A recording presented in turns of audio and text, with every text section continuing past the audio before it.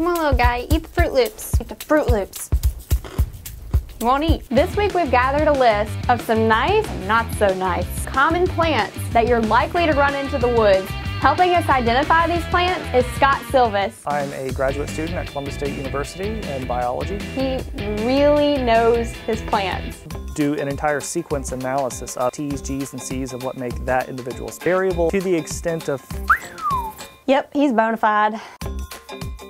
So this is our native grape, commonly called muscadine, scientific name Vitis rotundifolium, commonly used for muscadine wine, muscadine jelly. They're a pretty good one all around. So here's one that is probably good for deer hunters. These plants are nitrogen fixators. They actually put nitrogen back into the soil, which makes it better soil. Here is sassafras. You can actually tell this one because it has a combination of leaves. So some of the leaves are entire, they're just round lobes like these ones, and some of them actually would just have one lobe, like this one here.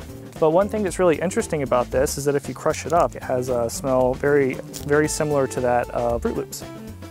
Sassafras trees are awesome. They're not like these next plants we're about to see. These next plants just want to ruin your day, and they don't smell like Fruit Loops. Okay, so here we have poison ivy.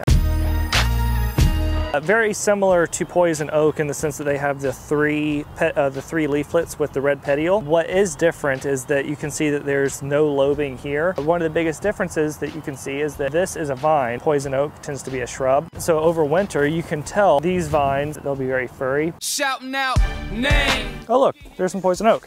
But you have to be careful whenever you're messing with this because it is about 30 times more potent than poison ivy. So you can identify poison oak because it has these lobed leaves, which is very similar to that of oak leaves. Just tread softly.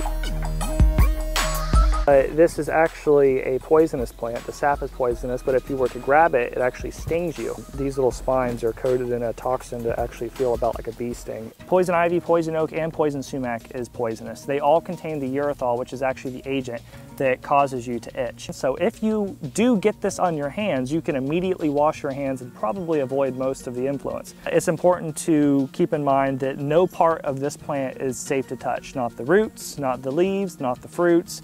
You can't burn it. There's no way to make this actually safe for you to handle. There actually have been cases of people dying from inhalation of the smoke coming off of poison sumac. If you want more information on any of the plants you saw, research that Scott is doing, or if you like the shirt that I'm wearing, click on the links below. I forgot to introduce this little guy. This is Henry. He likes to keep his identity low profile. I think it's like a nocturnal thing or something. He has an important message for you. Subscribe to our YouTube channel. Sassafras, off the wall shot. Toxicodrindone. Okay.